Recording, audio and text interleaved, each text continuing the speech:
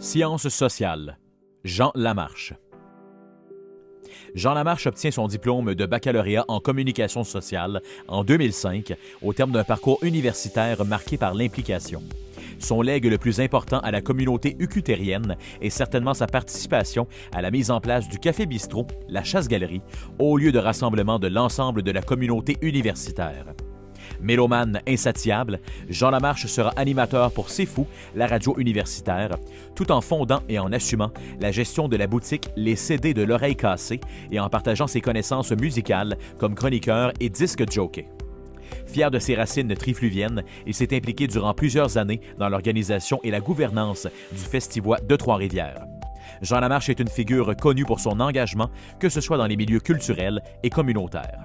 Autre exemple d'engagement dans son milieu, il œuvre de 2002 à 2006 en tant qu'agent de développement de l'organisme Point de rue, comme coordonnateur de Margie Art et éditeur du journal de rue La Galère. Ses talents de communicateur lui permettent d'offrir sa contribution à titre d'animateur, et ce, à de très nombreuses occasions, dans les colloques, salons et festivals. Salon du livre de Trois-Rivières, Festival international de poésie, colloques organisés à l'UQTR, Conseil régional d'économie sociale, etc. Il a été durant plus de 10 ans la voix du ministère des Transports dans les médias de la région. Il a développé dans ce cadre des formations destinées aux porte-parole québécois du ministère. Jean Lamarche a été élu maire de la ville de Trois-Rivières au mois de mai 2019.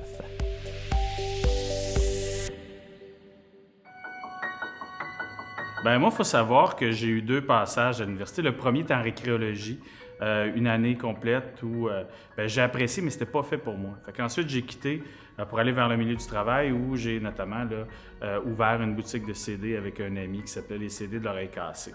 Et je travaillais en même temps à la fois comme disc jockey, comme barman pour compléter tout ça. Et il y a un jour, il y a quelqu'un qui est venu me voir et qui me dit « Je t'offre de venir avec moi ouvrir un nouveau bar, un nouveau café à l'université qui va s'appeler la Chasse-Galerie. Est-ce que tu embarques? » Fait que c'est suite à ça, j'étais engagé comme barman et le préalable pour être barman, c'était de m'inscrire à l'université. Donc, c'est vraiment le bar de l'université qui m'a amené à faire un baccalauréat.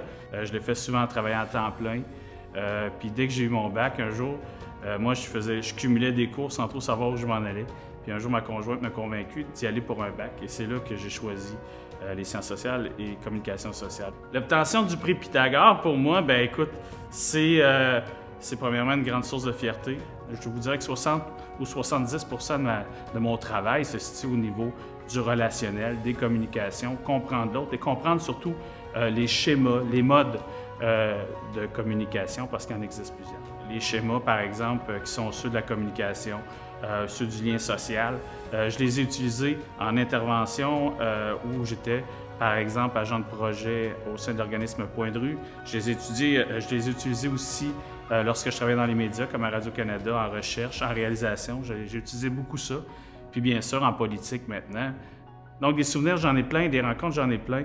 Mais c'est vraiment ce milieu de vie-là qui est devenu pour moi une véritable immersion là, pour le temps de mon bac. C'est vraiment cette ambiance-là qui est devenue un de mes plus beaux souvenirs.